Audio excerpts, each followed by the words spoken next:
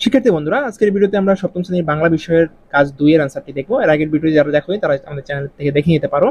তো এখানে যেটি বলা হয়েছে, এর আগের প্রশ্নটি আমরা দেখে নেই। প্রশ্নে বলা হয়েছে যে কাজ 2 এ যে দুটি বিষয় বা ঘটনা তুমি আলোচনা আলাদা করেছো, সেই দুটি বিষয় বা ঘটনা কেন অন্যদের জন্য দরকারি বা অন্যদের উপকারে আসতে পারে তা 150 শব্দের মধ্যে লিখো। লেখার মধ্যে সমাস, উপসর্গ এবং প্রত্যয়ের মাধ্যমে গঠিত শব্দ থাকে, এরকম শব্দ লিখতে হবে। তো বিষয় বা ঘটনা কেন অন্যদের জানা দরকারি। প্লাস্টিক দূষণ। প্লাস্টিক দূষণ একটি বিশ্বব্যাপী সমস্যা যা আমাদের স্থানীয় এলাকাতেও বিরাট প্রভাব ফেলছে। প্লাস্টিকের পণ্যগুলো ভেঙে না যাওয়ার কারণে মাটি, পানি এবং সমুদ্র দূষিত হচ্ছে। এর ফলে জীববৈচিত্র্য হুমকির মুখে পড়ছে এবং খাদ্য শৃঙ্খলা দূষিত হচ্ছে। আমাদের এলাকায় প্লাস্টিক দূষণ কমানোর জন্য জনসচেতনতা বৃদ্ধি করতে হবে এবং পুনর্ব্যবহারযোগ্য পণ্যের ব্যবহার বাড়াতে হবে।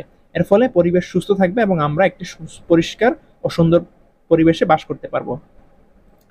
খতে বলা হয়েছে তোমার লেখা থেকে সমাস, উপসর্গ বা প্রত্যয়ের মাধ্যমে গঠিত শব্দ আলাদা করো। সব মিলিয়ে 5টি শব্দ বাছাই করো। 5টি শব্দ লিখতে হবে। শব্দ ভাঙলে কি হবে আর শব্দটি কোন উপায়ে গঠিত, এটা আমরা লিখতে পারি। সমাস ভাঙলে কি হবে, শব্দটি কোন উপায়ে গঠিত। প্লাস্টিক দূষণ, এটা শব্দটি ভাঙলে কি হবে, প্লাস্টিক প্লাস দূষণ। আচ্ছা, আমরা এখানে একটু মিস্টেক করে গেছি, এখানে ডাবল প্লাস চলে এসেছে, প্লাসটা এখানে হবে। Okay, typing mistake. Plastic, sorry, plastic plus দূষণ হবে, ঠিক আছে। এখানে একটু সমস্যা। আচ্ছা, তোমরা একটু খেয়াল রাখবা, প্লাস্টিক প্লাস দূষণ, এই যে প্লাসটা, এই প্লাসটা হবে না এখানে, ঠিক আছে। তাহলে শব্দটি কোন উপায়ে গঠিত, সমাস। পুনর্ব্যবহারযোগ্য, তাহলে এটাকে ভাঙলে কি হবে, পুনর্যোগ্য প্লাস ব্যবহার। আর পুনর, এখানে একটা প্লাস হবে, ঠিক আছে, এখানে একটা প্লাস হবে, আর এই প্লাসটা থাকবে না, এই প্লাসটা থাকবে না। উপসর্গ প্রত্যয়। জীববৈচিত্র্য, এখানে জীব যোগ বৈচিত্র্য হবে, প্লাসটা এই জায়গায় হবে, এই জায়গায় প্লাসটা আসতেছে না, কম্পিউটারের সমস্যা কোথাও, এই প্লাসটা হবে না। আর এটা হচ্ছে সমাস। পরিবেশ, পরিযোগ বেশ, এখানে বেশ বানানটা ভুল এসেছে, আর পরির পরে প্লাসটা হবে, পরিযোগ বেশ, এটা উপসর্গ সাহিত্য শব্দ। জনসচেতনতা, জন, জনের পরে একটা প্লাস হবে, জনের পরে একটা প্লাস হবে, আর তার পরে একটা প্লাস, সচেতন একটা প্লাস, কিন্তু এর আগে কোনো প্লাস নেই, সরি, এর পরে কোনো প্লাস নেই, যে প্লাসটা, এই প্লাসটা নাই। তাহলে জন যোগ তা যোগ সচেতন, ওটা উপসর্গ ও প্রত্যয় সাহিত্য শব্দ। তারপরে আমাদের প্রশ্ন করা হয়েছিল ঘতে যে তোমার লেখা থেকে দুটি শব্দ বাছাই করো, শব্দ দুটির একটি মুখ্য অর্থ এবং একটি গৌণ অর্থ লিখো। তাহলে মূল শব্দ থেকে মুখ্য এবং গৌণ অর্থ বের করতে হবে। একটি শব্দের মুখ্য অর্থ এবং একটি দ্বিতীয় শব্দের মুখ্য এবং গৌণ অর্থ। তাহলে আমরা লিখতে পারি মুখ্য অর্থ, গৌণ অর্থ। মূল শব্দ হচ্ছে পরিবেশ, এটা মুখ্য অর্থ হচ্ছে প্রকৃতির অবস্থা, আর গৌণ অর্থ হবে সামাজিক অবস্থা। দূষণ, এটা মুখ্য অর্থ হচ্ছে পরিবেশের ক্ষতি, আর গৌণ অর্থ হচ্ছে মানসিক বা নৈতিক ক্ষতি।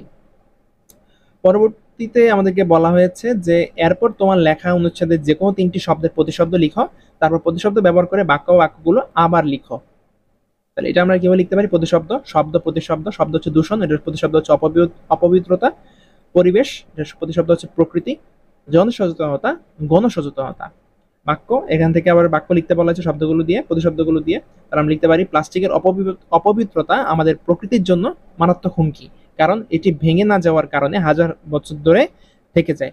আমাদের গণসচেতনতা বৃদ্ধি করতে হবে এবং পুনর্ব্যবহারযোগ্য পণ্যের ব্যবহার বাড়াতে হবে। পরবর্তী রয়েছে কাজ 3, পরবর্তী ভিডিও তোমরা পেয়ে যাবে। যারা আমার চ্যানেলটি সাবস্ক্রাইব করলে চ্যানেলটি সাবস্ক্রাইব করে দাও। অনলাইনে কেনাকাটা করতে পছন্দ করো, দারাজের একটি গ্রুপ আমাদের খোলা হয়েছে, তোমরা চাইলে এই গ্রুপে যুক্ত হতে পারো। গ্রুপের লিংক ভিডিও ডেসক্রিপশন বক্সে দেওয়া থাকবে। তো দারাজের এই যে টেলিগ্রাম গ্রুপটি, দুটি গ্রুপ রয়েছে, একটা টেলিগ্রাম, একটি হোয়াটসঅ্যাপ, যে কোনো একটা যুক্ত হয়ে দিলে পারো।